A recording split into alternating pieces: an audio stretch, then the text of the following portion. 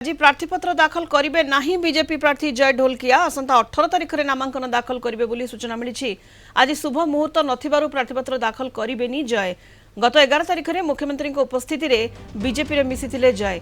दिवंगत बीजेडी विधायक राजेंद्र ढोलकिया पुओ जय ढोलकिया बीजेपी पक्षरु एथर प्रार्थी होइछंती एवं आज तांकर नामांकन पत्र दाखल करिवार सूचना थिला, किंतु आज शुभ मुहूर्त नथिबारु जय प्रार्थीपत्र दाखल करेंगे। जहाँ खबर आसूची अधिक सूचना कुनु करुआ आम नुआपड़ा रिपोर्टर आम सहित जोड़ी होती। कुनु आज प्रार्थीपत्र दाखल करिवार थिला जय ढोलकियांकर, किंतु जहाँ खबर आसूची जे से आज प्रार्थीपत्र दाखल करेंगे नहीं। हाँ सनिता निश्चित भाव में आपण ठीक कहते जो आज बीजेपी जो मिश्रण पर्व एवं ये जो जय ढोलकिया जी प्रार्थी अच्छा आज नामांकन पत्र दाखल करवा कार्यक्रम, किंतु से तांकर शुभ मुहूर्त आज नाही बोली से कहते। तेणु आज से ये जो तांकर नामांकन पत्र दाखल कार्यक्रम को से बातिल करिसेंती एवं जो मुख्यमंत्री आसीबार अछि से मुख्यमंत्री कार्यक्रमटा रहिबो एवं से सेठी गोटे मिश्रण पर्व हेब एवं ए जो आपणकर साधारण सभा ए भली कार्यक्रम रही, किंतु आज जय ढोलकिया से नामांकन पत्र दाखल करना निहाती भाव में भाव में कुनु जमती आपण कहले जे आज शुभ मुहूर्त नथिबारु प्रार्थीपत्र दाखल करूना नामांकन भरूना एवं ये पूरा घमासान किभली भाव में चली नुआपड़ा, कारण तीन दलर प्रार्थी सामना को आसी सारी तेणु पूरा नुआपड़ा राजनीति उष्म होबार लागिछि कुनु।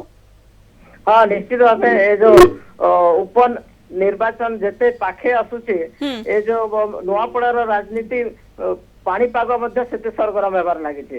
ए जो एबे जेहेतु तीन दलर प्रार्थी चूड़ांत हो सारी जोटे कि कांग्रेस रो घासीराम माझी, बीजेपी रो जय ढोलकिया एवं बीजेडी रो स्नेहांगिनी छुरिया ए तीन जन ना एबे आसी जाइछि चूड़ांत हो सारी। तेणु एबे तीन दलर जो रणनीति रहा कथा से रणनीति करछंती, निज निजर पावर देखेबारे चली निजर शो रे देखे जाते एवं सबुठी मिश्रण पावर चलछि एवं तांकर समावेश चली।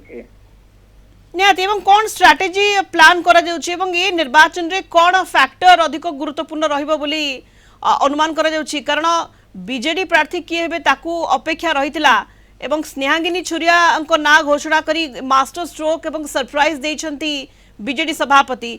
तेणु वर्तमान कौन फैक्टर गुडी को रहिबो चलित निर्वाचन रे जहाँ चर्चा आलोचना चली सेठारे कुनु।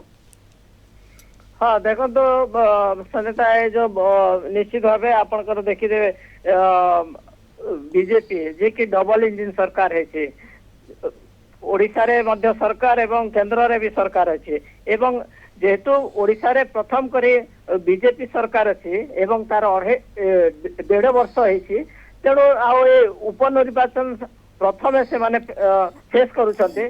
तेणु निश्चित भाव तांको पई मध्ये एटा गोटे गुरुत्वपूर्ण रही एवं एटा को केमती से माने जीतिबे केमती तांकर चैलेंज रही एवं सेति पई से माने मध्ये ए जो रणनीति प्रस्तुत करछन्ती, मिश्रण पर्व करछन्ती अन्य दलर जो माने निहाती बीजेपी पक्षरु जेमती कुनु आपण कहिले मिश्रण पर्व चलीछि एवं गतकाली मध्ये जो मिश्रण पर्व अनुष्ठित होइतिला आज नामांकन पत्र दाखल करिवार थिला जय ढोलकियांकर, किंतु आज नुहे 18 तारिख रे से नामांकन भरिबे।